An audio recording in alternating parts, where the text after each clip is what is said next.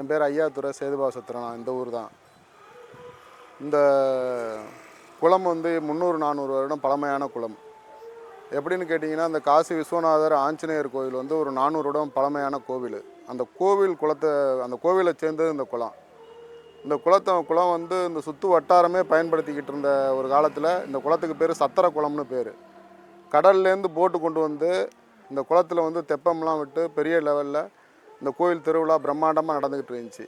இன்றைக்கி நாங்கள்லாம் குளிக்கிறதுக்கு இடம் இல்லாமல் ஊராக சுற்றிக்கிட்டு இந்த கோவில் குளம் வந்து மிகப்பெரிய மாசுபட்டு கழிவுகள் ஏற்பட்டு இந்த சுற்றி உள்ள மக்கள் வந்து இந்த இடம்லாம் சேர்ந்து கழிவுகளை வந்து குளத்தில் கொண்டாந்து விட்டு இந்த கழிவுனால் அந்த குளமே சேதம் பழுதடைஞ்சு இந்த குளத்தில் வந்து காலே வைக்க முடியாத அளவுக்கு மிகப்பெரிய ஒரு பிரச்சனை ஆயிடுச்சு.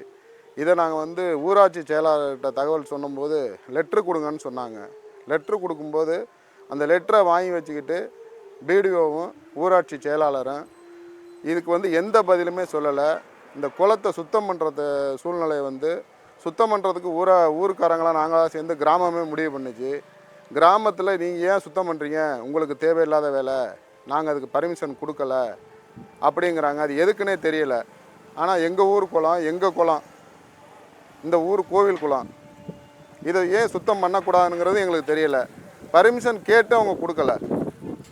இந்த குளத்துக்கு வந்து அவங்க லெட்ரு கொடுக்கணும், ஏன் கொடுக்கணும்னு எனக்கு தெரியல. இதை வந்து மாவட்ட ஆட்சியர் கண்காணிப்பை எடுத்து இந்த குளத்துக்கு வந்து உடனடியாக தீர்வு காணணும்னு நாங்கள் மாவட்ட ஆட்சியரை பணிவோடு கேட்டுக்கிறோம். இந்த குளத்துக்கு வந்து இந்த குளம் வெட்டப்பட்டால் தான் இந்த ஊரே நல்லா இருக்கும். ஸ்கூலுக்கு போகிற குழந்தைங்கள்லாம் வந்து சும்மாவே மாஸ்க்கு போட்டுக்கிட்டு போகிறாங்க. இந்த குளத்தை சுற்றி அந்த சம்பு தட்டைங்கிற ஒரு இருந்துக்கிட்டு காற்றுல அது அப்படியே பறந்து அந்த குழந்தைங்க கண்ணுலையும் சாப்பாட்டுலையும் விழுந்து தண்ணிலையும் விழுந்து எதுவுமே வந்து உபயோகப்படுத்த முடியாத சூழ்நிலைக்கு இன்னும் கொஞ்சம் நல்ல அச்சுறுத்தலாக இருக்குது. இது நடந்துக்கிட்டு இருக்குது. இது எல்லாருக்கும் தெரியுங்க. இது 5 ஆண்டு காலமாக வந்து நாங்கள் இதை முயற்சி செஞ்சு இதை முடியலை. நீர்நிலை காவலருங்கிற நிமல் ராகவன் வந்து அந்த அண்ணன் வந்து நாங்கள் இந்த இதுக்கு வந்து என்னால் என்ன முடியுதோ அந்த உதவியெல்லாம் நான் செய்கிறேன், தண்ணியை மட்டும் சுத்தம் பண்ணி கொடுங்க, தூர் வாடுறதுக்கு என்னால் முடிஞ்ச எல்லா ஏற்பாடையும் பண்ணுறேன்னு சொல்லிட்டாங்க.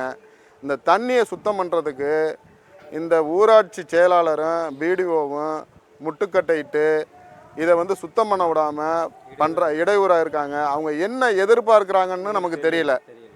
அதை அவங்க என்ன எதிர்பார்க்குறாங்கன்னு சொன்னால் கூட நாங்கள் அதையும் செய்ய தயாராக இருக்கிறோம்.